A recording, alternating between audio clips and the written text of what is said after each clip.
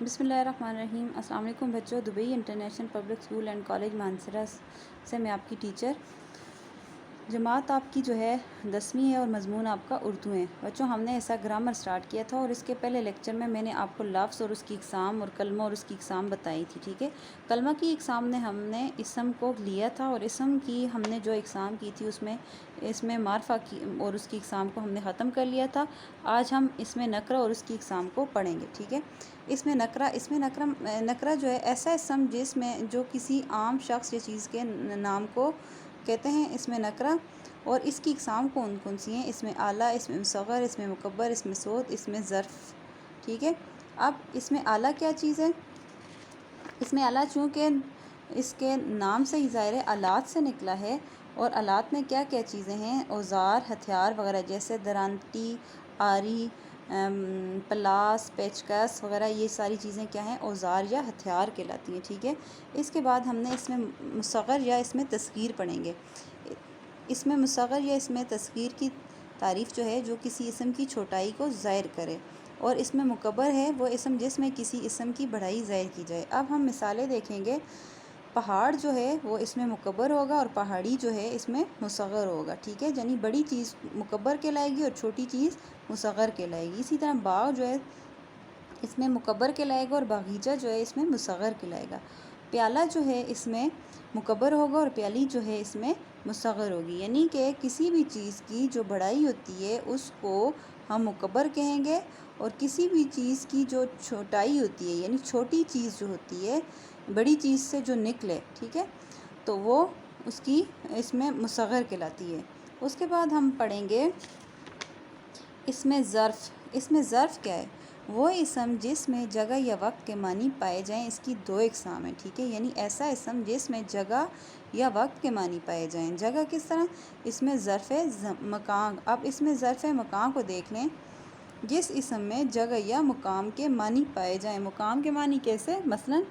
مثالیں ہم دیکھتے ہیں: اسکول، ہسپتال، باغ، دکان، بازار، جنگل، صحرا، ارد گرد، ادھر ادھر وغیرہ جتنی بھی چیزیں ہیں، جیسے کہ ریلوے اسٹیشن بھی ہو گیا، ہوائی اڈہ بھی ہو گیا، مارکیٹس بھی ہوگی، جیسے ہم اپنی نانوں کے گھر جاتے ہیں اس کو ننیال، اور دادوں کے ددیال، سسرال، جتنی بھی جگہیں ہیں، جتنے بھی مقامات ہیں، ان کو کہیں گے اس میں ظرف مقام۔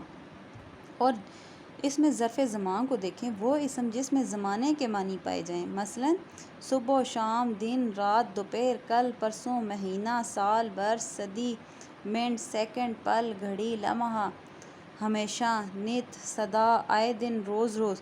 یعنی یہ کیا ہے؟ زمانے سے نکلا ہے، تو اس لیے ہم اس کو ظرف زمان کہیں گے، ٹھیک ہے۔ اس کے بعد ہم دیکھیں گے اس میں صوت۔ وہ اسم جو کسی جاندار یا بے جان کی آواز کو ظاہر کریں۔ یعنی جتنی بھی چیزیں ہیں، جتنی بھی جاندار یا بے جان چیزیں، ان کی پہچان کے لیے ان کی ایک آواز ہے۔ جیسے میری اپنی الگ آواز سے مجھے کوئی پہچانے گا، آپ کو آپ کی آواز سے کوئی پہچانے گا، تو اسی طرح جتنی بھی جاندار چیزیں، ان میں جانور ہیں، پرندے ہیں، انسان ہیں، اور جتنی بھی بے جان چیزیں ہیں، جیسے بارش کی آواز، گھڑی کی ٹک ٹک، بارش کی جیسے چھم چھم، ہوا کی سائیں سائیں، یعنی ہمیں آوازوں سے پتہ چل جاتا ہے کہ یہ کس چیز کی آواز ہے۔ جیسے کوا بولے گا، پرندوں میں جب کوے کی آواز الگ ہے، چڑیا کی آواز الگ ہے، کبوتر کی آواز الگ ہے۔ یعنی ہر شخص کی بھی، ہر چرند پرند کی بھی آواز الگ ہے، اور ہر بے جان چیز کی بھی آواز الگ ہے، جس سے ہم اس کی شناخت کرتے ہیں، ٹھیک ہے۔ آگے ہم دیکھتے ہیں فعل اور اس کی اقسام۔ یعنی فعل کیا ہے؟ فعل کہتے ہیں کسی کام کو۔ فعل وہ کلمہ ہے جس میں کسی کام کا کرنا، ہونا یا سہنا زمانے کی قید کے ساتھ پایا جائے۔ یعنی جس میں کسی کام کا کرنا ہو یا سہنا ہو، اور اس پایا جائے کسی بھی کام کا، ٹھیک ہے۔ اب زمانے کے لحاظ سے فعل کی کتنی اقسام ہیں؟ زمانے کے لحاظ سے فعل کی 3 اقسام ہیں۔ آپ سب جانتے ہیں کہ فعل ماضی، فعل حال، فعل مستقبل۔ ماضی کہتے ہیں ہمارا گزرا ہوا، حال موجودہ، اور مستقبل جو ہے آنے والا، ٹھیک ہے۔ اگزامپل میں نے سامنے لکھی ہوئی ہے کہ سلمیٰ نے گانا گایا، علی گھر چلا گیا تھا۔ یعنی تھا جو تھا وہ ماضی کے ساتھ آتا ہے۔ پھر ہم نے حال کی مثالیں دیکھیں، علی اخبار پڑھتا ہے، یعنی موجودہ دور میں ہے، سعد خط لکھ رہا ہے۔ اسی طرح مستقبل کے لیے میں نے لکھا طائر لاہور جائے گا، گا جو ہے وہ مستقبل کے لیے ہم بورڈ پہ پوزیشن لیں گے، اگیں، ٹھیک ہے، یہ سارے جو ہیں مستقبل کی ہے۔ پھر اس کے بعد ہم نے فعل کی اقسام بلحاظ بناوٹ کے لحاظ سے اس کی 6 اقسام ہیں۔ پہلی فعل ماضی، پھر حال، پھر مستقبل، یہ 3 اقسام تو ہم نے اوپر بھی کر لی۔ آگے جو ہے فعل مضارع، فعل امر اور فعل نہیں ہے، ٹھیک ہے۔ سب سے پہلے ہم فعل مضارع کو دیکھتے ہیں کہ یہ کیا چیز ہے۔ ایسا فعل جو موجودہ اور آئندہ دونوں زمانوں میں پایا جائے، یعنی ایسا فعل جو موجودہ زمانے میں بھی پایا جائے اور آنے والے زمانے میں بھی پایا جائے۔ مثلاً ثنا آئی، اسامہ آیا، آیا، اب ان میں آئی اور آیا جو ہے موجودہ زمانے میں بھی ہے اور آئندہ والے زمانے میں بھی آئے گا، ٹھیک ہے۔ جیسے آئے، جائے، جائیں، ابھی آئے، ہم جائیں، یہ سارے جو ہیں موجودہ زمانے میں بھی ہیں اور آئندہ آنے والے زمانے میں بھی ہوں گے، ٹھیک ہے۔ اس کے بعد فعل امر، امر کا مطلب ہے کسی کام کا کرنے کا حکم دینا، یعنی فعل امر کسی کام کے کرنے کا کہنا یا حکم دینا یا کہنا، ٹھیک ہے۔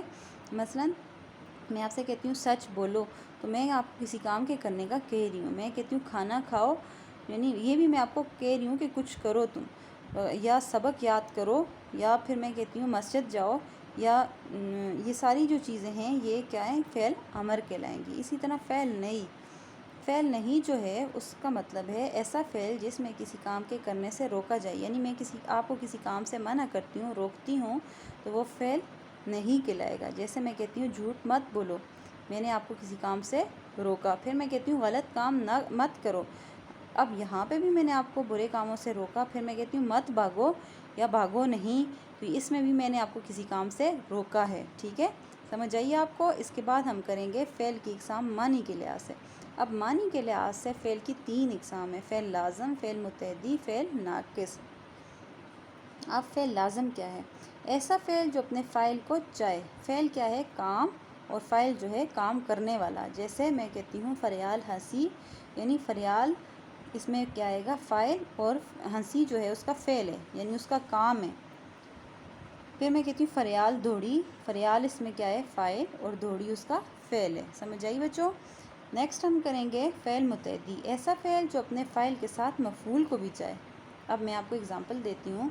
علی نے کھانا کھایا، ٹھیک ہے، علی کیا ہے؟ فاعل، کام کرنے والا، اور نے جو ہے اس میں علامت فاعل ہے، کھانا جو ہے مفعول ہے، اور کھایا جو ہے اس کا فعل ہے۔ اب اس پورے جملے میں علی نے کھانا کھایا میں مفعول کیا ہے؟ کھانا، کھایا کیا ہے؟ اس کا فعل ہے، اور علی کیا ہے؟ فاعل ہے، سمجھ آئیے بچوں؟ امید ہے آپ کو سمجھ آ گئی ہوگی۔ آگے ہم دیکھتے ہیں فعل ناقص۔ یہ ساری چیزیں بچے آپ نے 9th کلاس میں پڑھی ہوئی ہیں، اس لیے یہ آپ کی ریویژن کے لیے میں نے آج آپ کو کروایا ہے۔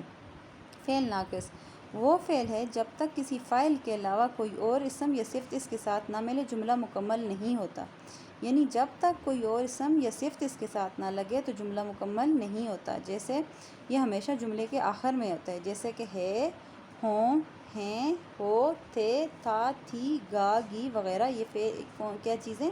فعل ناقص ہیں۔ اب ہم کریں گے فعل کے اعتبار سے فاعل کے اعتبار سے فعل کی قسمیں۔ فاعل کے اعتبار سے فعل کی 2 قسمیں ہیں، پہلی ہے فعل معروف اور دوسری ہے فعل مجہول۔ فعل معروف وہ فعل جس کا فاعل معلوم ہو، یعنی وہ کام جس کا فاعل معلوم ہو۔ جیسے عمر نے کتاب پڑھی، اب عمر جو ہے اس میں کیا ہے؟ فاعل ہے، اور فعل کیا ہے؟ پڑھی، یعنی عمر نے کتاب پڑھی، اس میں اس کا فاعل موجود ہے۔ اور فعل مجہول وہ فعل جس کا فاعل معلوم نہ ہو، یعنی کام کرنے والا معلوم نہ ہو۔ جیسے میں کہتی ہوں خط لکھا گیا، اب مجھے کیا پتا کہ خط کس نے لکھا؟ میں آپ سے کہتی ہوں بچوں خط لکھا گیا، تو آپ کہتے ہیں مس کس نے خط لکھا؟ آپ کو پتہ ہی نہیں ہے کہ خط کس نے لکھا۔ تو جب تک میں لکھوں گی نہیں، جیسے میں لکھ لیتی ہوں علی نے خط لکھا یا عمر نے خط لکھا، تب آپ کو سمجھ آئے گی، تو یہ ایک جملہ جو ہے فعل معروف کہلائے گا، ورنہ یہ مجہول کہلائے گا جب تک کہ فاعل اس کا معلوم نہ ہو، ٹھیک ہے بچوں؟ اب ہم کریں گے حروف اور اس کی اقسام۔ حروف اور اس کی اقسام بھی آپ نے کی ہوئی ہیں، لیکن آج آپ کو میں دوبارہ جو ہے مختصر سی دوبارہ سے کروا لیتی ہوں۔ آپ سب سے پہلے حروف کی اقسام دیکھیں۔ حروف کی بہت ساری اقسام ہیں، لیکن میں نے یہاں پر کچھ ہی لکھی ہیں۔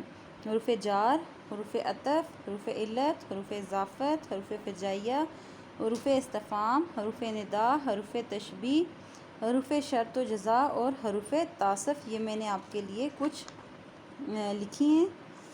حرف جار یا حرف ربط، ان کو ربط بھی کہتے ہیں، یعنی رابطہ۔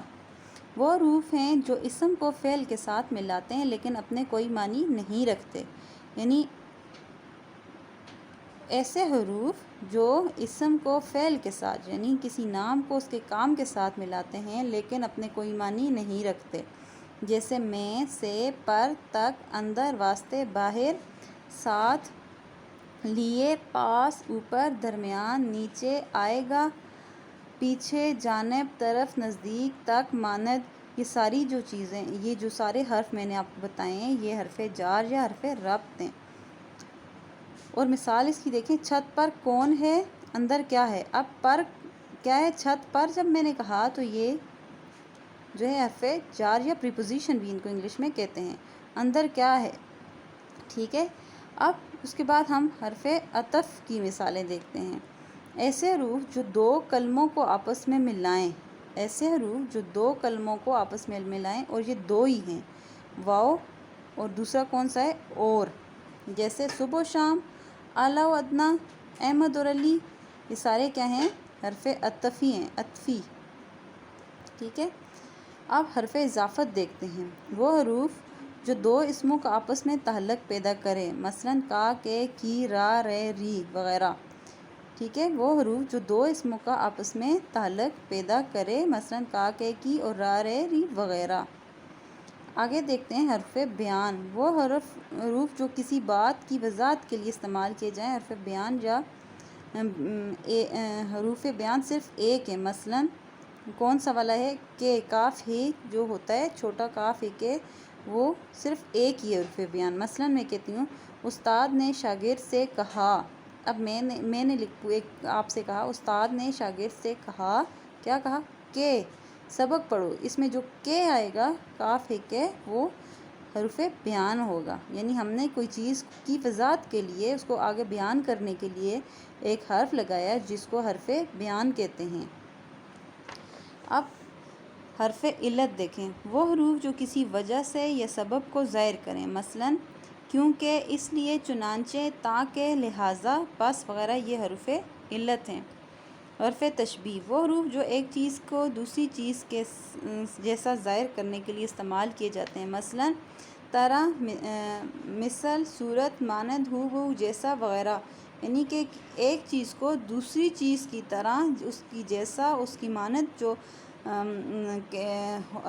ظاہر کرنے کے لیے استعمال کیے جاتے ہیں، ان کو حرف تشبیہ کہتے ہیں۔ نیکسٹ ہمارا ہے حرف استفہام۔ وہ حروف جو کچھ بولنے کے لیے استعمال ہوں، مثلاً کیا، کہوں، کہاں، کیسے، کس واسطے، کس طرح، کب، کیوں کر، یعنی کچھ پوچھنا ہے نا میں نے، ان کے آگے کیا آئے گا، سوالیہ آئے گا، ٹھیک ہے۔ حروف شرط۔ شرط جیسا کہ آپ کو نام سے ہی ظاہر ہے کہ ہم کسی چیز کی شرط رکھتے ہیں، اگر تم یہ کام کرو گے تو میں تمہیں انعام دوں گی، اگر تم محنت کرو گے تو پاس ہو جاؤ گے۔ اسی طرح اگرچہ، ہر چند، باوجود چہ، یہ سارے لفظ جو ہیں حرف شرط کہلاتے ہیں۔ پھر حرف تخصیص۔ وہ حروف جو خصوصیت کے معنی پیدا کریں، مثلاً خدا کے ہر کام میں مصلحت ہوتی ہے، ٹھیک ہے۔ حرف تخصیص۔ ہی، تو، ہر، بھی، یعنی خدا کے ہر کام میں مصلحت ہوتی ہے، ہر جو ہے اس میں تخصیص ہے۔ اسی طرح ہی، تو، بھی حروف تخصیص ہیں۔ حروف فجائیہ۔ حروف فجائیہ ہیں ایسے حروف جو خوشی، غم یا جوش میں بے اختیار منہ سے نکلیں، جیسے ہم خوشی کے موقع پر کہتے ہیں، ان کو حرف انبساط کہتے ہیں۔ تعجب کے موقع پر ہم ان کو کہتے ہیں تو ان کو حرف تعجب کہتے ہیں۔ کسی کو شاباش دینے کے لیے، اس کی خوبیاں بیان کرنے کے لیے اس کو تحسین و افرین کہتے ہیں۔ غم یا افسوس کے موقع پہ ہم کہتے ہیں تاسف۔ اب حروف فجائیہ کون سے ہیں؟ آہا، خوب، واہ واہ، سبحان اللہ، شاباش، ماشاء اللہ۔ ان حروف کی پہچان جو ہے کہ ان کے آخر میں فجائیہ کی علامت بھی آتی ہے. اب فجائیہ کی علامت ایک لمبی سی لائن اور اس کو نیچے چھوٹا سا ڈاٹ آتا ہے. ٹھیک ہے, یہ ساری حروف فجائیہ کی نشانی ہے. تو بچوں امید ہے آپ کو یہ والا میرا لیکچر سمجھ آیا ہوگا. تو اس کو آپ پڑھیں اور دوبارہ اس کی آپ نے 9th میں کیا ہوا ہے اس کی ریویژن کر لیں.